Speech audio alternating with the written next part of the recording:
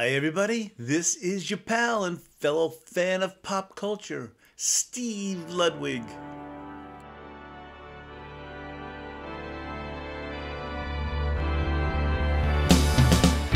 Classic pop culture. It's classic pop culture. Hosted by Steve Ludwig. I'm glad you're here. It's classic pop culture. It's classic pop culture. It's classic pop culture.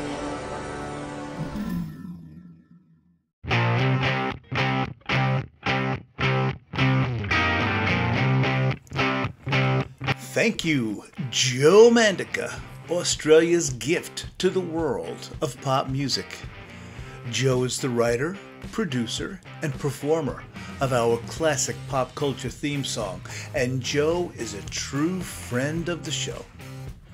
Speaking of true friends of the show, how are all of you doing? Thanks so much for listening. We began in 2013, and here we are, show number 180 of Steve Ludwig's classic pop culture at planetludwig.com. And on this edition, we are joined by a member of one of the most legendary and influential bands in pop music history. I'm talking about the Troggs, and our guest is the man who played bass guitar for the Troggs, songwriter, singer, and author, Pete Staples. He played on all the Troggs hits, including, of course, Wild Thing, You Make Everything Groovy. I think it's now become official. There's not a person on the face of the earth who hasn't heard the song Wild Thing. Add in songs like Love Is All Around, With a Girl Like You, and so many others. Pete talked with me by telephone from England just a few days ago about his book, Wild Thing, A Rocky Road, and about his ups and downs in the music business, his life in and out of the roller coaster ride of the Troggs. So get comfortable, get your snacks ready, and enjoy our interview. And we are joined by the one and only legendary member of the Troggs, Mr. Pete Staples. Pete, I can't thank you enough for making the time to talk to us. That's fine. No problem at all, Steve. When I read your book, Wild Thing, A Rocky Road, and we'll be referring to that book quite a lot during the interview, I crossed my fingers and I said, oh my goodness, I have to see if Mr. Staples will come on the show and talk to us about it. And lo and behold, you were so kind, you made some time for us, and I just can't thank you enough. That's my pleasure. Thank you. Now, of course, we're going to get to all those great magical times with the Troggs, but if you don't mind, can we go back a bit and see how your musical life began? I know from reading the book, at I believe age 8, you received a Christmas present that kind of started things off for you. That's right, yes. My father bought a ukulele for me for Christmas off the market, and it came in a box with a hula hula girl on the front, so it was like a Hawaiian ukulele. Right. So anyhow, in those days, you didn't get many toys. You got maybe one toy, one major toy, and the rest of it was like sweets and nuts and things like that. So you didn't get many toys to play with. So the one major toy that you got, you made sure that you played with because you didn't have anything else. Yeah. So it came with a book on all the chords, where you put your fingers and what you have to do, and very, very simple chords they were. And the first song I managed to do was Swanee River. And I started to sing it and do these chords, put my finger. I thought, I like this. This is quite nice. Mm-hmm. And when I showed it to my mum and I sang it, she said, "Oh, that sounds lovely." And I quite liked the attention I was getting as well. So I thought, I quite like it. I'm getting the attention, so I kept on playing it, and I took it from there. So that was my first instrument. And would you say a ukulele is a good instrument to start on for non-musical people? Well, I think it is when you're about 8, because you know, you've got small hands and fingers, and you know, you can, and the strings are all made of plastic or catgut, whatever they use, and Right. it doesn't hurt your fingers too much, and the chords are quite simple, not very heavy to hold, so it's a pretty good starting point to see if you actually like, if you've got the patience to do it. Yeah. And did you stick with music from age 8, or did you take a break and come back to it, or was that pretty much, okay, I love music and I'm sticking with it? No, I've always loved music, and listening to music, but when I could sort of play an instrument, i.e. the ukulele, then it sort of got me into it a bit more. And over the road from me, there was a boy, and he had this old guitar, and he asked me if I'd like to buy it. So I don't know how old I was then. I might have been about 9 or 10 then. And so I bought it off of him, and that really upped to the game a little bit, you know, having 6 strings there and a louder sound. Sure. So it really, I just followed on with that, really. Mm-hmm. As I mentioned in the intro, Pete, listeners, this wonderful book that Pete has written just a few years ago, Wild Thing, A Rocky Road. Pete Stables, bass player of the Troggs, on the cover. Beautiful picture on the cover. What made you decide to write the book? Well, when I used to go out and have a drink and that with my mates, and I used to tell them the stories or the antics that we used to get up to, and they used to laugh, and they said, "God, Pete, you could write a book, mate." So I didn't think any more about it. Then some American fellow he was, he actually did autobiographies for other people in America, and he contacted me and he asked me if he could do my autobiography. But we do have problems with the difference in the language and the terminology in America. Which led to some in funny English. stories. I'll give you a perfect example. I think you read it in the book. That my first job when I went out to work, I used to make faggots. See, so that's where the words come a bit different meaning. So I thought that I can't, you know, if I start telling him my story, he won't know what I'm talking about. So I decided to do it myself. He'd think you were being rude or something. Yes. You know, I always have, whenever I speak with an author like yourself, and I never want to give too much away what's in the book, because readers, you just have to experience yourself and you'll love it. But without giving it away, Pete, I also love the story about the farting and the passing gas story. And I'll leave it at that if you remember that story. Okay. Oh, what a great story. Yes. I can't recommend the book enough.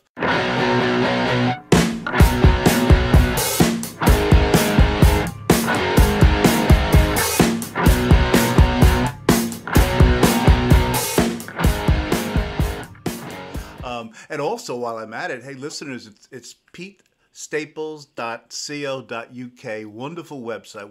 We're going to get to that later on, too. And I don't want to get too far ahead of myself, but if we can go back, professionally, you started with the Senators, correct? Right. Yeah. Well, I was in the Boys Brigade. I don't know if you've got the Boys Brigade in America, but it's a youth organisation, and you've got a uniform, a belt, and all that. But it's a church organisation. Okay. So, and as I said years ago, there wasn't a lot of entertainment as such. So, a lot of people actually joined the Boys Brigade and the Boy Scouts. Of course, the Boy Scouts. It sounds like Scouts. Yeah. Mm-hmm. So you joined an organisation, and I used to go there, and I got together with a couple of lads, and I took my guitar, the one I bought off the young lad over the road, and I started playing it, and we started to sing the very basic songs in those days, and that's how I started off doing that. And the follow-on from there was in the next, that was in the Boys Brigade Hall, but there was another hall just over the road from where we had the Boys Brigade, and I heard this noise coming from this other hall. I went across there, and it was some fellows playing electric guitars, excuse me, and I was absolutely knocked out by that. I thought, oh, this is fantastic sound. So that's really, how I originally got into, getting into the more, the better side of the music, going from acoustic guitars into the electric, heavy R&B blues numbers. Yeah, sure. And how long were the Senators together? We were together, I suppose, about 3 years altogether. Mm-hmm. We started off, this is where some of the funny stories come in, it was the electric guitars and the amplifiers. The guitars were not basic, but the amplification was very basic because it was so expensive to buy. And, I shared an amplifier with a bass player in the Senators, and the lead guitarist, he had his own amplifier. But when he was singing through his microphone, we could see the sparks jumping from his lips onto the microphone, or it was going the other way, one of the two, and he was sort of biting his lip as these sparks jumped across. So it was very dangerous, playing in those days. But it was so basic, really. Yeah, my heavens. Very dangerous.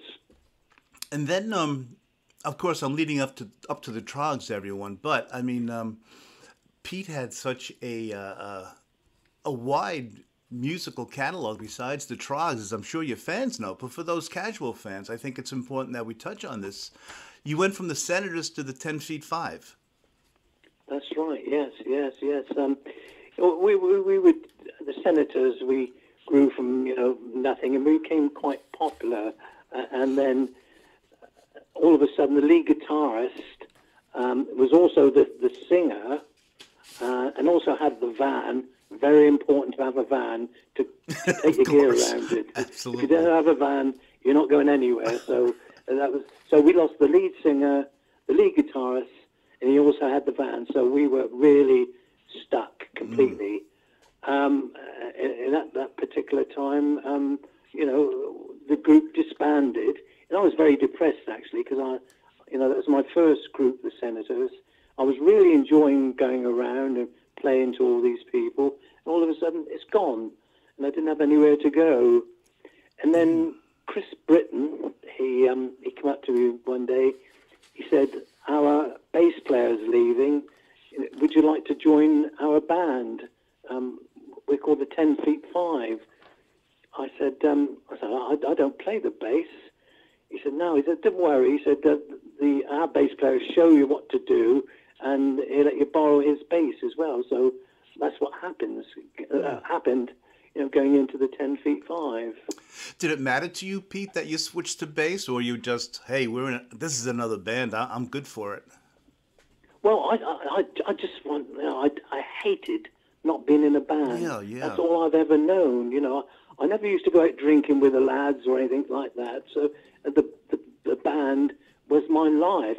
And when that was taken away, I wanted to get in. So any opportunity that arose, getting into a band, I would have to adapt to whatever they gave me to do. It's not my first instrument, the bass. Right. As I say, I played that by default. Just somebody packed up, and I just jumped in. But really, years ago, that's what used to happen. Somebody used to leave a group, and somebody else used to come in, and they invariably played another instrument, not the one that was vacant in that group, but they learned how to do it. It was very, very common. But I don't play the bass at all now. I just play rhythm guitar. Well, I can sing along with that. It's very difficult to sing along with just a bass playing in your voice. So I pick up. So I've got about 5, guitars now, which I play quite often. You brought this up, and It's a question I've asked a couple of more than a couple of my musician guests. I don't see, now I'm a layman and I really don't play any musical instruments. I just can't fathom a person like yourself. Obviously, you have the talent to do this, but how do you sing and play guitar at the same time? Let alone a bass, just any guitar. Is that difficult? No, no, no, no, no. I suppose it's Not if you're like talented, everything. I guess. You just practice and that's it, really, isn't it? Yeah. It's not too difficult, really. Yeah, well, I'm amazed by it. I really am. And, all credit to you. You know, listeners, because YouTube is funny around copyrights with playing certain songs, I'm going to put links in the description area, everyone, for some of the songs that we mentioned. For many of the songs that we mentioned, you can just click on and catch these songs. But one of the 10 Feet 5 songs that I found on YouTube was Send Me No More Lovin'. What can you tell us about that song? That was recorded, our very first song. It must have been quite cool though to have a record out. Well, that was the main idea, because we used to sort of listen to all the radio shows and all the artists, and you're dreaming about getting a record released, praying and hoping that it would do something. But the other thing was, even if it didn't get anywhere, we used to put on our bill headings, like the Troggs, because we didn't have a hit with our first record. We used to say on the bill heading, the Troggs, CBS recording artists. And you used to make a little bit more money from your gigs. Yeah, absolutely, sure. And add a few more goosebumps on the arms, I would assume. That was it. You were a recording artist. Yes. To be able to say that was, as I say, it used to knock your money up a little bit more, which was good. Sure, yeah. Now, how did you and Chris Britton join up with Reg Presley and Ronnie Bond, both, unfortunately, who are no longer with us? But how did the four of you become the Troggs? Well, the original Troggs, there was Reg Ball, Ronnie Bullis, Ginger Mansfield, and Dave Wright. They were the original Troggs in Andover. And Chris and I were in a group called the 10 Feet 5. And we were big rivals in town, for trying to get the most popularity in the town. It was a bit of a battle, trying to be better than the other one, the best gigs and all that. Now, the most I'm sorry, Pete. girls, etc. Yeah, which town is this? We were in competition. But what happened was that some of the lads in the 10 Feet 5 decided that we weren't getting anywhere. I think we had one record released, and it didn't do anything. And they thought, well, we're not going to have any luck with the band, so they packed it in and dedicated their time to their daytime jobs. So they left, and they just left Chris and myself in the band. And the original Troggs, Reg Ball, Ronnie Bullis, and all that, the same thing happened with them. A load of their members left and just left Reg and Ronnie in the band. Now, we had different managers who were also in competition with each other, and they decided to get together and say, right, you got two members in your band, and I got two members in my band, which we manage. Let's bury the hatchet and just join them together and see what we come up with. And so Chris and I and Reg and Ronnie, got together. We used Ronnie's drums because it had Troggs on it. And so we kept the name, and then we used all our amplification because, as I said, we were very well-established groups in Andover. We had the unusual situation, which we had two vans and two lots of equipment and not enough people to fit it all. It's just the opposite of the time before. Right. You say, gee, we learned this a little bit too well. Now we have too much of one thing. We had all the equipment, two vans, we had everything, and but we never ever played together. But we soon sorted that out. Yeah. Pete, is it true that the Troggs were originally called the Troglodytes? That's right. Yeah. Yeah. They were called the Troglodytes. That was before I joined. That was the original Troggs.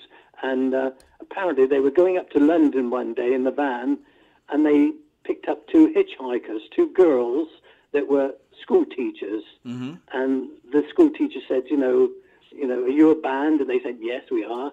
And they said, what do you call yourself? And they said, we haven't got a name. But the original Troggs, that they actually did look more like troglodytes than the second version. Right. Very long hair and quite rugged looking. And one of the teachers said, why don't you call yourself the Troglodytes? And they laughed about it. But on the way back home from London, one of them said, one of the lads said, Troggs, he said, Troglodytes, it's not a bad name, but it's gonna take up all the bass drum, won't get it all in. So he said, let's call ourselves the Troggs. So that's what they did. They just called it the Troggs.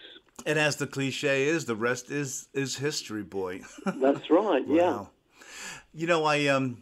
Pete, I interviewed Steve Boone, bassist for the Lovin' Spoonful, a few years ago, and I had read in your book, Wild Thing, A Rocky Road, that the Troggs considered the Spoonfuls Did You Ever Have to Make Up Your Mind, along with Wild Thing, to demo and release.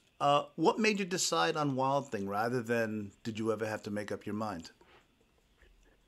It was a lot easier.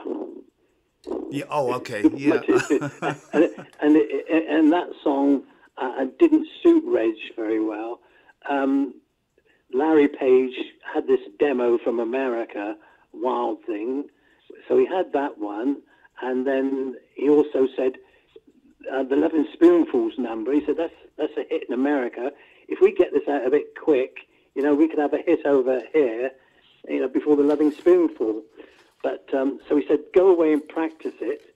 But it wasn't really our style of music. It was a bit too, not so much complicated, because we could have done it, but we didn't have a lot of time. And we found Wild Thing a lot easier. Well, it's just 3 chords, isn't it? A, D, and E. And we found it easier to play that one. So we said, we'll get Wild Thing out of the way. And so we rehearsed that one.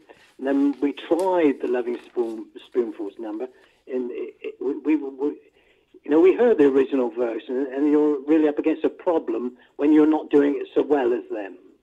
Yeah. So he said, what's the sense? Reg said, well, I've got a number that I've a song that I've just written. He said, I got the words and all that. So it's called With a Girl Like You. So we arranged that one. Of course, it's never been done, so we could do what we wanted with it, which we couldn't with the Lovin' Spoonful. You had to follow what they did. You'd forever be compared to them. And we couldn't do it like them. They did it much better than us. So we did Wild Thing and With a Girl Like You. And then we went to London. Larry called us up to London to do this recording. And he said, have you done these numbers? We said, well, we done Wild Thing and one of Reg's numbers. We couldn't do the Lovin' Spoonful number. It wasn't really suited to us. He said, all right, we'll have to do those 2 then. It's amazing. And that was the A side and the B side, With a Girl Like You, B side to Wild Thing, correct? That's right, yes. Unbelievable. Is there a better single record that was ever made in pop history? Holy smokes. Well, it was quite sad, really, because when Wild Thing was released in America, it had With a Girl Like You on the B-side. So, and that was going to be our follow-up record to Wild Thing in America. Let's see. I know I'm a host and I'm supposed to come up with words, but I can't believe how, Wild Thing is, everybody knows Wild Thing. Every generation knows Wild Thing. And yet you almost, because you couldn't play it as well, you didn't choose the Spoonful song. Imagine if you would have gone the other way. You think you ever would have eventually recorded Wild Thing anyway? Oh yeah, because that was nice and simple. See, because we did Wild Thing straight away because it was nice and easy, 3 chords.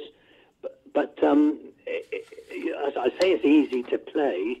It is easy to play, but to play it properly, it's not easy to play because it's so simple that people try to put extra things into it, which the original version, we didn't do the original version.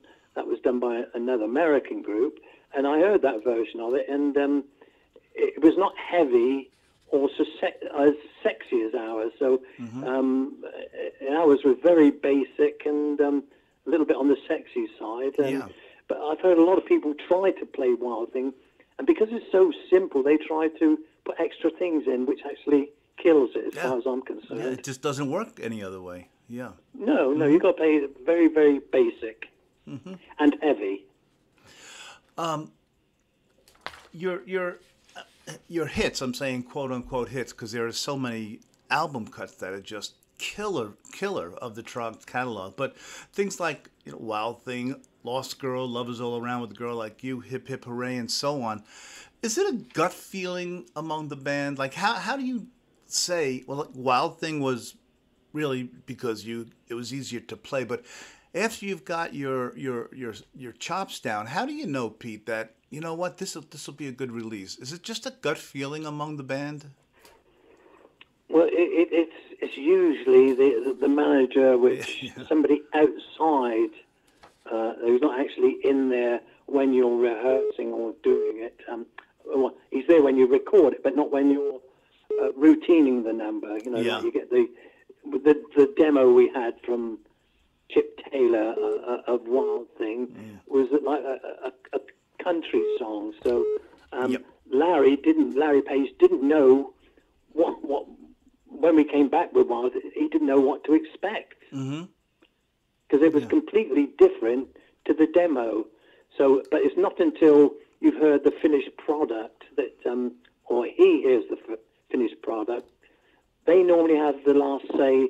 Yes, that more than likely they take it round to other people to play, and then they come back and say, this is going down very well. I think this could be a hit, so we'll release that one. So it's a mixture between the group doing it and the manager saying, yes, we'll go ahead with that one.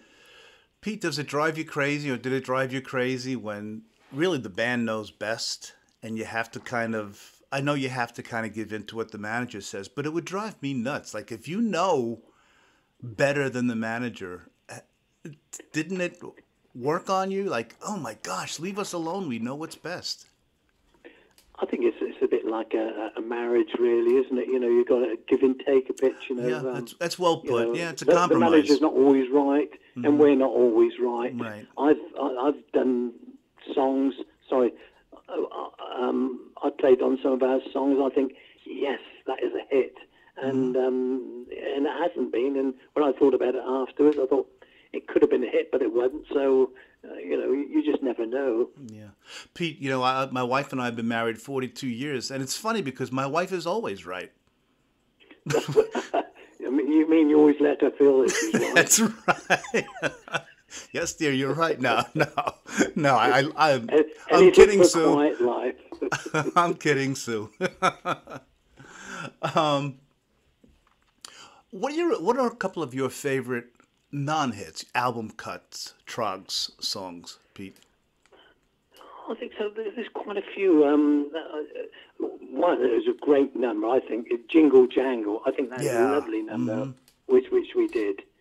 And also, Our Love Will Still Be There. That's another good number. Yeah. You Can Cry If You Want. That's a great number. And actual one that Larry Page wrote, Gonna Make You. That's another. That's a heavier number, but there's did some nice numbers, really. Yeah, and once again, listeners, the songs that Pete just mentioned, they're in the description here on YouTube, and check those out. Great choices. I want to mention some of your songs that you wrote with the Troggs, and then ask you a question, Pete. Oh No, of course. Little Red Donkey, that was co-written. Marbles and Some Gum, from the Mixed Bag album. Off the Record is such a cool, fun song, by the way, Pete. Yeah, with you and Ronnie. It never materialized or anything. It was one of those times in the studio where we had other things to get on with, and our biggest problem really was, I call it a problem, an obstacle, that if Reg has written a song, or Larry Page, our manager, has written a song, that they would like to get theirs done first. Yeah. So, if there's any time left over, they might squeeze somebody else's in. So sometimes if they're trying to do maybe one of my numbers and they run out of time, they'll do half of it and then maybe not finish it completely, just do a little fill in at the end and say, "Oh, that'll do." So it's a bit awkward sometimes, but with "Oh No," that was recorded by a fellow called Johnny Solo. He's an Italian singer, full orchestration on it. He did a good job of it. And then Freddie and the Dreamers, you must have heard of them. Love Freddie and the Dreamers. They were fun. Freddie and the Dreamers. Yeah, they recorded Little Red Donkey, believe it or not. Yes. They released that. So I've had some success there. Yeah. So I do write, I've written more since I've been out of the group than when I was in the group, I think. I think this might be a good time, Pete, to, before everybody, I mentioned petestaples.co.uk, and we'll get to it later too, but oh my goodness, the songs you wrote for and with Karen Anna, I think there are 14 or 15, and they're all available on Pete's website, everybody. Well, they'll see it on the screen, of course, but wow. Is that you on guitar, with most of the instrumentation on those songs? Yeah, most of the instruments, yes. Yeah. The odd time I sort of have to bring somebody else in, but most of the time, yeah, it's me. I have my comments all written down about them, so I'm going to hold off on those till we get to that part. But I have some definite things to ask you about those songs, and we'll get back to them. But when you write, and now being you're writing a lot more than when you were with the Troggs, is there a particular style? What comes first, the words, the music, or does it vary for you, Pete? Well, it does vary. One of the biggest inspirations you get is if you hear a song, maybe one from the past that you think, "Oh, I must write a song. So you can write it in a similar vein to that, not the same, but a similar vein. Or you can hear somebody say something. You say, "That's a damn good title." So you can work from that, or you can be just strumming your guitar and get a few riffs in there. So it can work either way. I must tell you a funny story about that. I was laying in bed one night and I had this marvelous title for a song. I thought, "Oh, this is such a fantastic title." And I said to my wife, I said, "I must get out of bed and get a piece of paper and a pencil and write this down." She said, "What?" I said, "I just saw this fantastic title for a song." She said, "Well, what is it?" So I told her it. She said, "You'll remember that." I said, "Well, I won't." She said, "Well, I will." So I said, "Well, all right." So I woke up in the morning. I said, "What was the title of that song?" She said, "I can't remember." What song? I said, "Thanks very much." As big as another hit. Exactly. Wild Thing, A Rocky Road. And that book, you can get the book on your website or Amazon, the usual places. People can find the book very, very easily. And I just, my gosh, recommend it so highly. And great pictures in the book. Wow.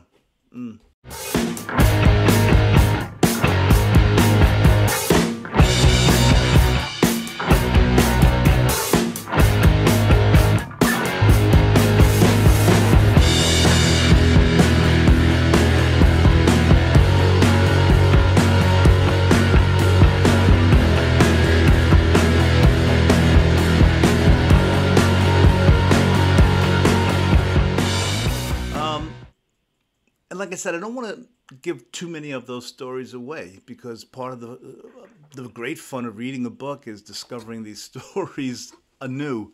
But could you share with us, Pete, some of the bands that you shared gigs with, and some that you had a lot of fun hanging out with? What are some that come to mind? Some of the bands, fellow bands rather. Yeah. Well, we did a tour over in America, and we did a lot of gigs with the Who, and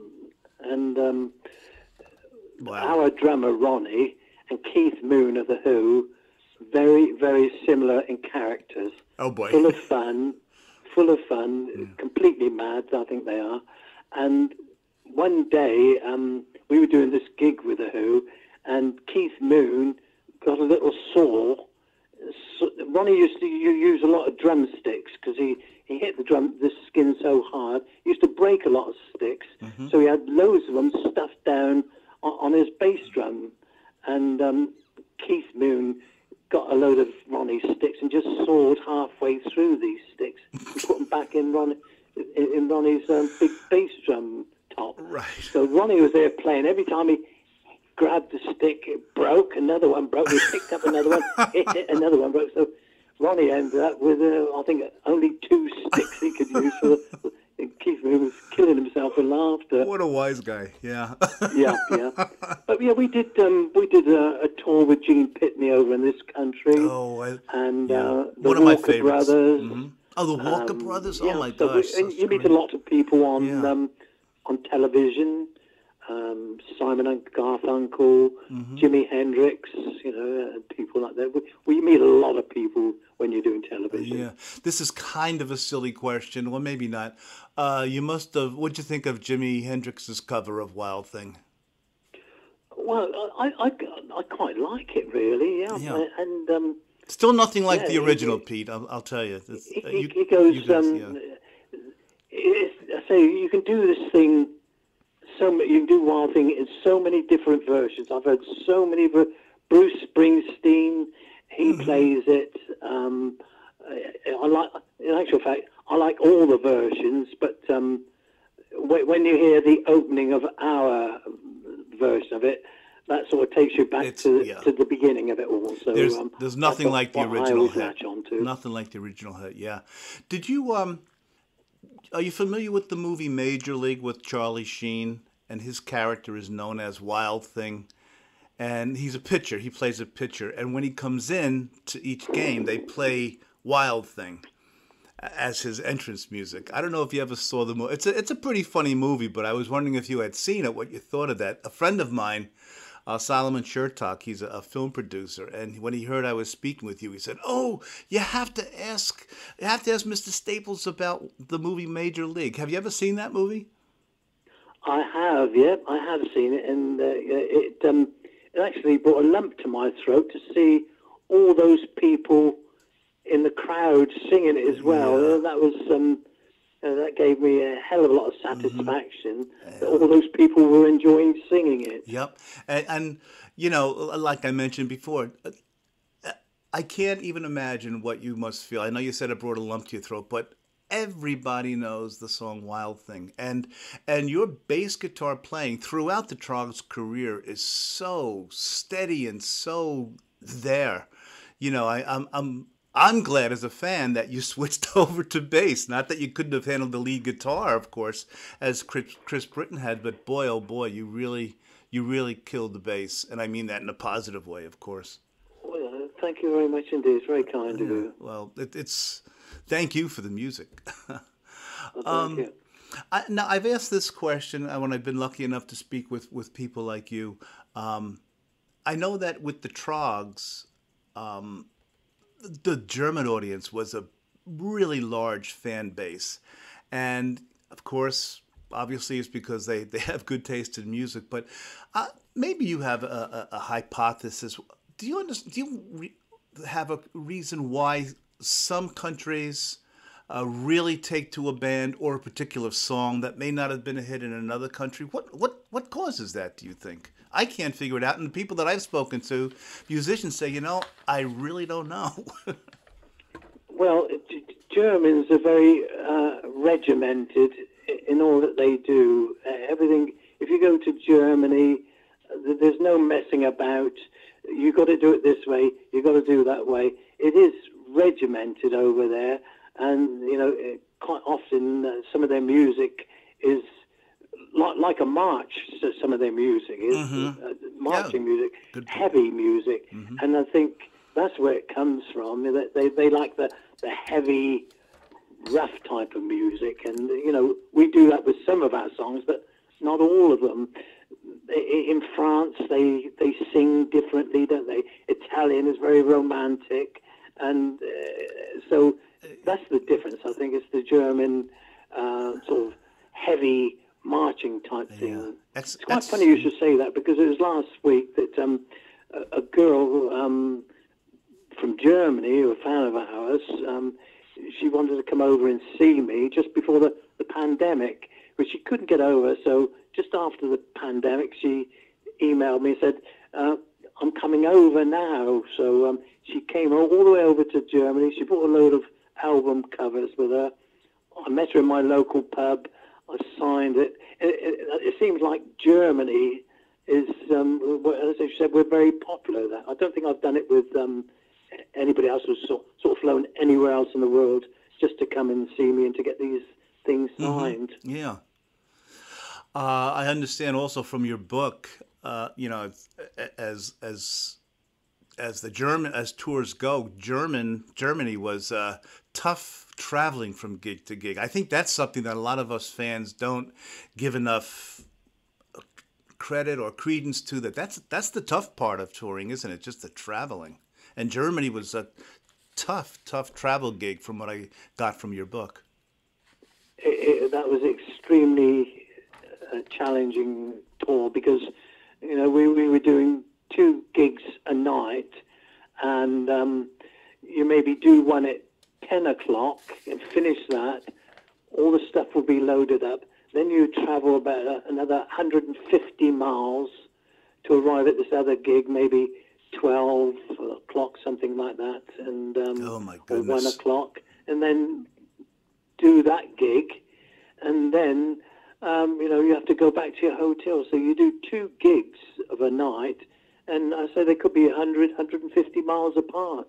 Oh my gosh. That's tiring. I was going to say every day. After giving it all, that first 10 o'clock gig, and then oh my gosh, yes. Yeah, you get on the coach, and after the first gig, you want to go to bed, don't you? Of course, and, yeah, absolutely. We used to fall asleep on the coach, and we used to stagger off the coach, to do the next gig. So it's very, very demanding. And right at the end of it, Reg lost his voice completely, couldn't talk at all, and we were all shattered. I think another fact of a band life is that groups break up. And when did it start to go sour with the Troggs? Well, I think it was when you're not getting.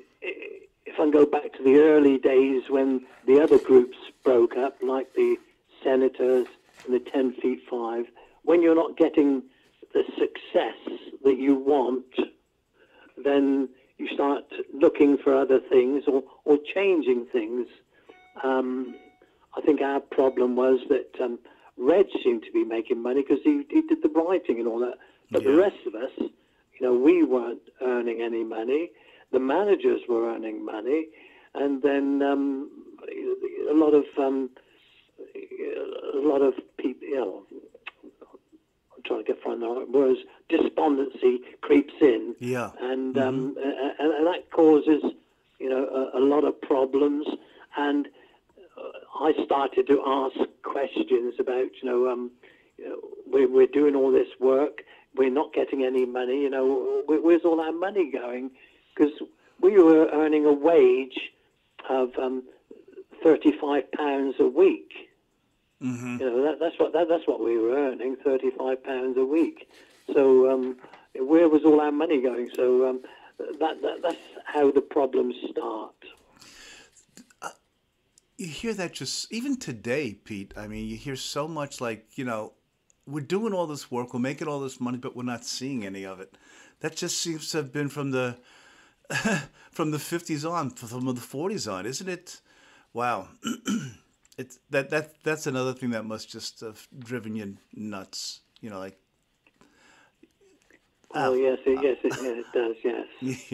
as you said, being Reg wrote a lot of the songs, and the songwriters make a lot of the money. That's when the B-sides became very important to the group. Could you explain that for us? I read that in your book. Yeah, well, the B-side gets the same amount of record royalties as the A-side. Mm-hmm. So if somebody writes the A-side and you write the B-side, the royalties on that record is divided between the two songwriters. Yeah. So the B-side you earn just as much as the A-side. Yeah, and so band members would get their little their not little B-side, but they would get their chance on the B-sides. Yeah. Yeah. 'Cause we had a situation where our management, before we went in the recording studio, would more likely write a song. So if something good came out of it, like a good A-side, they could put their song on the B-side. Mm-hmm. And so and this went on for a while until I said, well, I don't think this is fair. You keep getting the B-side. And I suggested that perhaps it would be a good idea if the members of the group took it in turn taking the B-side. And, I think I became a bit of a problem, a bit of a troublemaker, which I wasn't. I was trying to be fair. That killed me when I read that in the book. I mean, you were right in what you felt, and yet at one point, if I can quote from the book, or basically they said, "Pete, the boys don't want you in the group anymore." I mean, that must have hit you like a ton of bricks. Well, it did, because I just got married. I got married. I went on my honeymoon. I came back, and I think it was I was only back about 2 or 3 weeks, something like that. And they called us up to London and to the manager's office. And our manager, Larry Pace, says, "The lads don't want you in the group anymore, Pete." So that was very, very hard. Yeah, it was just to be, to hear that, and like you said, so close to having just gotten married. I mean, what do you recall? What each band member, when that was told to you, what each band member, how they reacted? Well, I said, "Well, what's the reason?" And the manager said, "Well, it's like a football team, Pete, a soccer team. If they're not getting the results, they got to make changes." He said, and that's what we're doing. And then Ronnie said to me, he said, "Well, you like different music than us, Pete," which completely utter rubbish. Mm-hmm. And the thing that really, really got me was when Red said, he said, "And if you don't go, I'm not going to be singing anymore. I won't sing anymore." And I thought, when we've gone through all what we've been through as a group, to get somebody in the group say that to you. Mm-hmm. And so it was a very, very awkward time. But I'm of this sort of character that once a decision has been made, then I got to start doing something else. I can't dwell on that at all. I got to move on. Yeah, and listeners, Pete really goes into detail with this in the book. Another reason why I would love all of you to read the book. But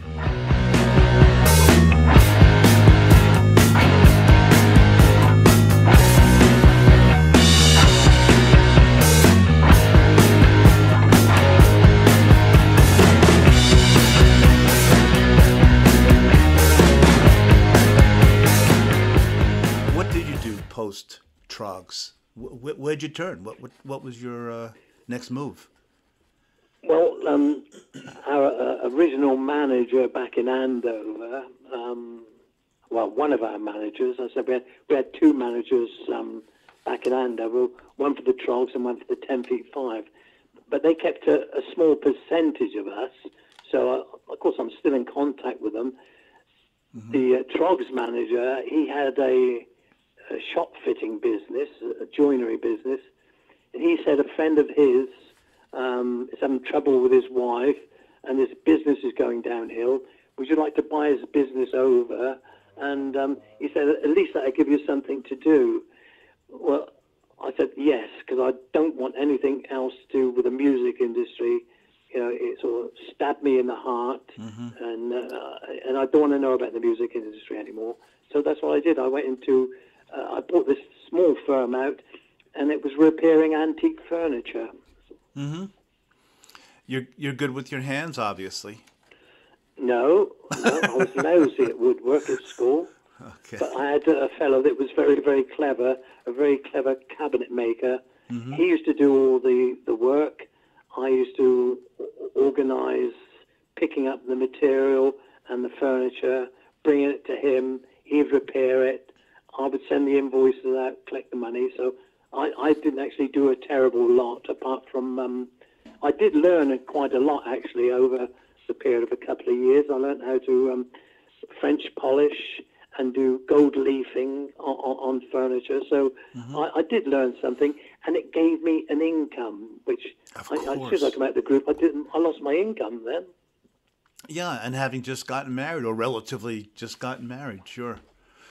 I'm sure you're familiar. Well, I know you are because you mentioned it in the book. But the I guess I'd say the infamous Troggs tape, where there's where Reg and Ronnie kind of go back and forth in the studio. I don't know if you were present at that time, but is that a pretty good representation of what went on in the studio with the Troggs, or was that an exception to the rule? No, that was how it used to happen. Thank goodness. Life was like that with Reg and Ronnie. The F word was used every other word when Reg and Ronnie were having an argument. So it was very common, and Chris and myself used to just sit back and let them have a go at each other. And the ironical thing about it, I did say it in my book, that I have never heard Chris swear once, which is quite incredible when you got Reg and Ronnie, like a couple of, I don't know what, swearing and cussing at each other. Yeah. But Chris, never heard him swear at all, never. Wow. That's a funny group to be in, I'll tell you. And not swear. I get the feeling, correct me if I'm wrong, that you and Chris were probably the two closest in the Troggs? Yes, we were. When the 10 Feet 5 packed up, just left Chris and myself, and for a period of time, we hired a drummer, and we went out as a trio. Drummer, Chris on guitar, me on bass, and we used to share the scene. So, Chris and I carried on with another drummer before that drummer left, and then we joined Reg and Ronnie. So, and also I got a lot to thank Chris for, because he was the one when the Senators finished, and I didn't know what to do with myself, completely lost. He came in and said, do you want to join our band? So I got a lot to thank Chris for. Mm-hmm. You keep in touch with Chris? Oh, yeah. I'm seeing him in a couple of weeks' time. We're going out for a meal together. Great. Well, his partner and that's great. Myself, my wife, and other people. Yeah, we still chat. And it's so nice to hear. Well. Mm-hmm. Now, I'd like to just throw some random thoughts at you, Pete, and if you could just, give it a quick, or whatever, or as long as you need to take, but just some things that I had in mind when reading the book. First, for instance, were you a healthy child? No. Yeah. I was born with bronchitis, but I of course got stronger. But I wasn't ill all the time, but I was very ill when I was first born. Mm. When did the and for how many or how long did you have bronchitis? First year of your life, or? Yeah, first year of my life. But yeah. I'm the sort of person, I think it has affected me, or something affected me, because anything going around like the flu or the COVID, I caught COVID, after having all the injections. I was quite ill with that, so I am very susceptible to becoming ill, even though I look quite healthy. Yeah. Yes, you do. You do look healthy, for sure in the pictures. You look in very good shape. Did you like school? No, I didn't like school very much. I was only any good at sports, not very good at maths, not very good at English, but I did enjoy sports. Mm-hmm. Yeah. So in other words, you were a typical boy. I was, yes, Yeah. yes. You know, what I lacked in one thing, I made up with something else. Yeah. I balanced things up in other ways. That's a great point, because reading your book, you really do have an incredible ability to bounce back and, to just carry on. And I give you so much credit for that throughout your life. Yeah. I think I always say to my wife, if I've got anything wrong with me, don't tell anybody else, because I hate sympathy. I hate people feeling sorry for me. Mm-hmm. I just want to move on and get things done. I hate sympathy. Yeah, you can handle it. In other words, you have that feeling like, I'm good. I can take care of it. Yeah, good for you. Yeah. Good for you. I think sympathy would drag me down. It would make me feel even worse than Yeah. how I was feeling. So I can't stand people saying, "Oh, I'm so sorry. Oh, you must." I can't stand that. I'd like to say, right, that's not going to get me anywhere. Let's move on. We should all live with that credo. An interesting point in your book, a theory on why you're claustrophobic. Yeah, yeah. When I was born, I didn't have a cot. What they did, they had big chest of drawers. They used to pull the bottom drawer out and put some blankets in there and put me in there. It's a good job they remembered I was in there, otherwise they would have closed the drawer. Good thing they would have heard me crying. But good thing the family needed socks every once in a while, or else they would have forgotten about you. As long as they took all the underwear and socks out of it before they put me in there. Exactly. But that makes perfect sense as to why you might be claustrophobic. Yeah. And that's why I was claustrophobic, I think. Yeah, I think you're right, and why you love socks so much. Yeah. You must hear all the time, Pete, of people that you've influenced. Yeah, I do, and it's very surprising and quite flattering, really. Yeah. Mm-hmm. So it's lovely to hear. What was it? I guess at the time he was known as Cassius Clay, but what do you remember about meeting Muhammad Ali?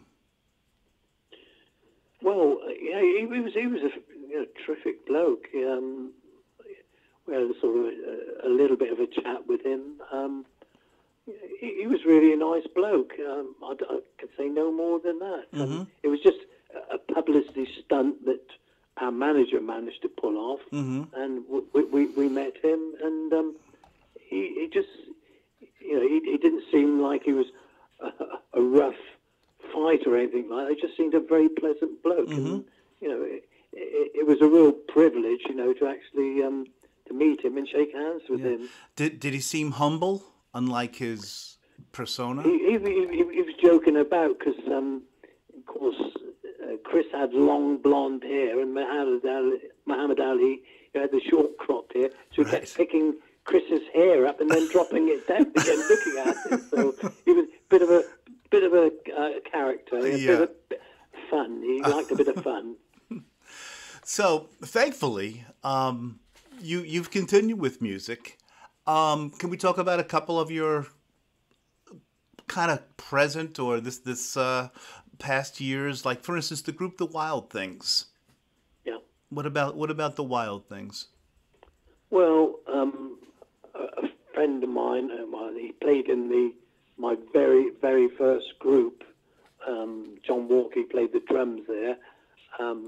He lives in America actually now, but when he was living in this country, one day he came up to me.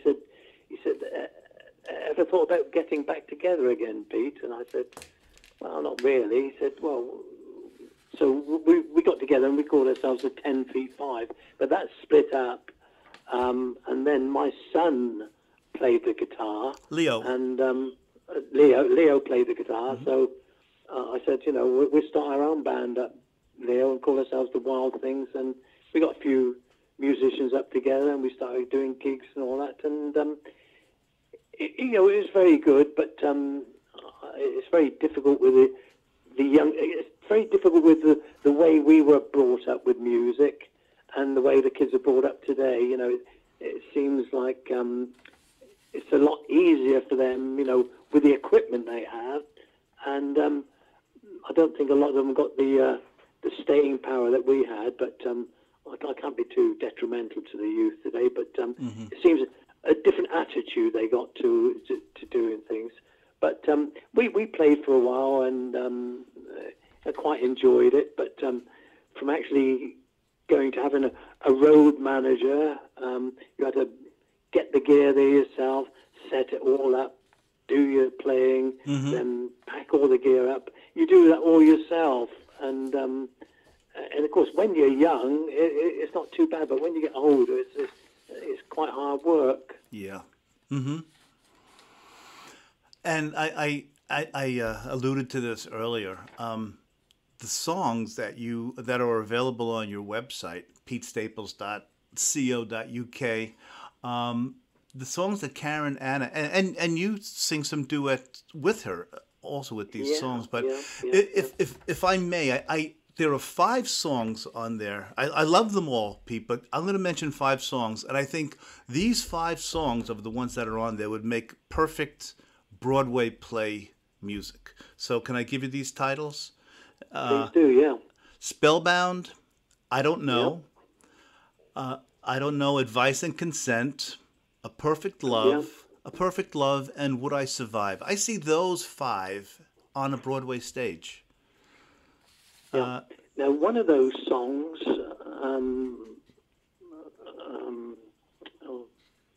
could you just say them again? Yes, I'll pick it out again. Spellbound, I Don't Know, Advice and Consent. Advice and Consent. Now, I wrote that for an American lady. Her name is Billie Joe Jacoby. She's a very, very high-flying lady who was a friend of mine, and it was her birthday, and she invited me to a very, very posh birthday party in London. And I thought, what the hell am I going to buy her as a birthday present? Somebody that's got everything, what do you buy them? So I decided to write a song for her. And I wrote this song, and Karen, actually, I got the backtrack, and Karen got up and sang this song to her on her birthday. And she was so taken back by it, she really loved it. And she said, I got the words, she had the words written out, and she framed the words, and she put them hung them up in her bedroom, and she said to my friend, every morning I get up and I look at those words, and it gives me a real boost for the day. And do you know what? That gave me so much satisfaction. That's beautiful, yeah. There's a line from the song, and I feel like this is kind of like you. I won't regret any part of my past. Is that pretty much the Pete Staples story? Well, as I said, I wrote it for this lady. Yeah, I know, but I just feel like without what you went through, I don't know if that line would. Anyway. No, it wasn't that. But when, of course, a part of you goes into the song, even if you're writing it for somebody else, there's a part of you, feeling-wise, go into that song. So, yes, it could well be, some of my feelings have gone into it, but I had to write it with her in mind. Yeah, sure. But anyway, I mean, I appreciate so many of the songs. And one last quick point about the songs. I have my comments for all of them, but I keep dreaming. First of all, it's beautiful. I also think that ABBA should cover that song because it seems like a good ABBA-style song. Do you see any of that in it? Well, I do. That was the very first song that I wrote for Karen Anna. The very first song, And out of all the songs I've done, I think that's my favourite.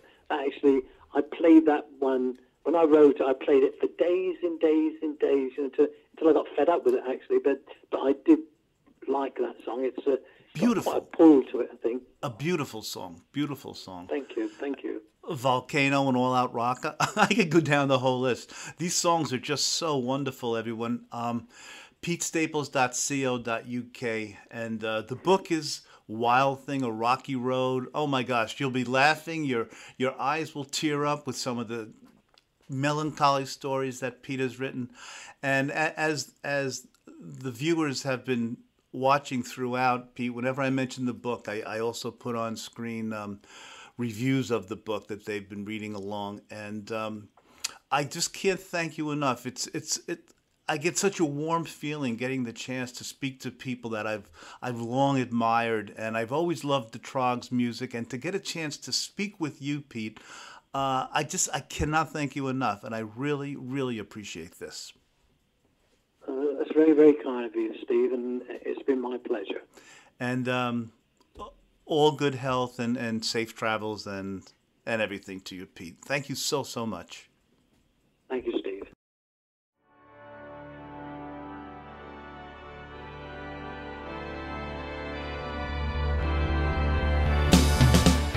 Classic pop culture. It's classic pop culture. Hosted by Steve Ludwig and Ludwig. It's classic pop culture. It's classic pop culture. It's classic pop culture. Come on, let's get out of here. Boss, let's get out of here. It is getting crowded. Let's get out of here. Oh, let's get out of here. Let's get out of here. Let's get out of here. Let's get out of here. Let's get out of here. Get out of here. Get out of here.